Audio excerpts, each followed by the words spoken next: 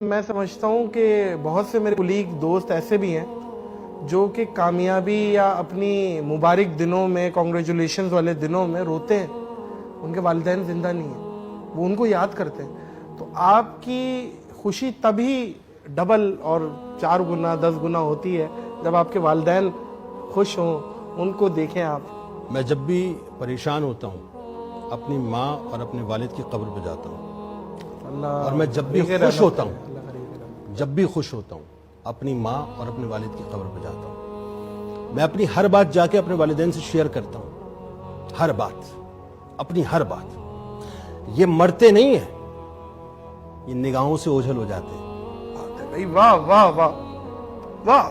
یہ قبر میں نہیں اترتے، یہ سمجھ لیجئے کہ ایک پہلو تبدیل کر لیتے ہیں بس، لیکن ان کی نگاہیں آپ کے اوپر ہوتی ہیں، وہ آپ کو دیکھ رہے ہوتے ہیں، وہ آپ کی خوشی میں مسکرا رہے ہوتے ہیں، وہ آپ کے غم میں تکلیف محسوس کر رہے ہوتے ہیں، وہ آپ کے ساتھ ہوتے ہیں، سائے کی طرح موجود ہوتے ہیں، ہر وقت آپ کے ساتھ ہوتے ہیں۔ تو ماں اور باپ، یہ دونوں رشتے ایسے ہیں کہ جن کو میسر ہیں۔ میں عموماً ایک بات کہتا ہوں کہ ماں باپ ہیں تو جنت ہے، ماں باپ نہیں ہیں تو حسرت ہے۔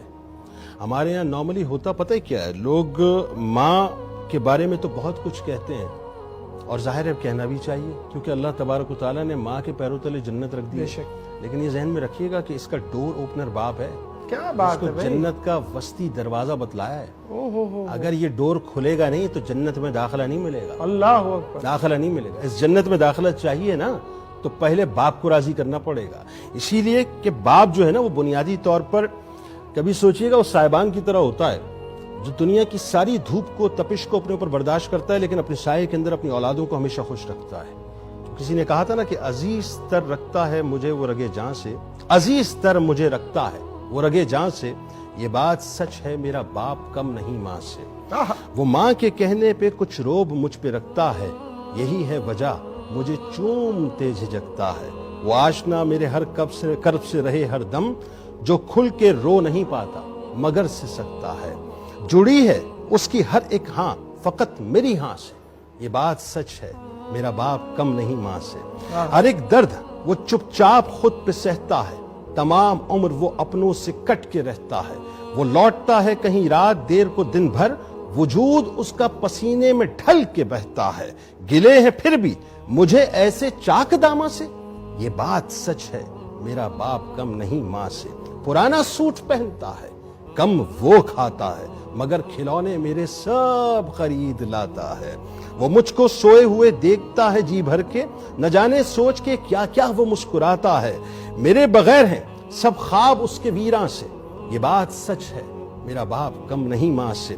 خدا کا شکر ادا کریں صاحب کہ اللہ تبارک و تعالیٰ نے ماں باپ جیسی نعمت دی، اور اگر گھر میں ہیں تو ان کے قدموں سے لپٹ کے ان سے دعائیں کرائیں اور ان کی ہاں میں ہاں ملائیں، قدرت آپ کی ہاں میں ہاں ملانا شروع کر دے گی۔ یہ عموماً میں نے دیکھا ہے لوگوں کو کہ لوگ جو ہیں وہ اپنے ماں باپ کو گھر سے نکال دیتے ہیں۔ میں نے کئی کیسز میں نادر بھائی بڑے پروگرامز کیے، ایدی ہوم جا کے دیکھا، میں نے کئی اولڈ ہاؤسز میں جا کے دیکھا، کیوں نکال دیا، کیا کہہ کے نکال دیا، آیا کہہ کے نکال دیا، آپا کہہ کے نکال دیا، دیوانہ کہہ کے نکال دیا، پاگل کہہ کے نکال دیا، پگلی کہہ کے نکال دیا۔ تو جتنی نوجوان پوت ہے نا آج جو یہ سمجھ نہیں رہی، مطلب ہمارے یہاں پرابلم کیا ہے، آپ کو پتہ نہیں ہے کہ اس دور میں ہو کیا رہا ہے۔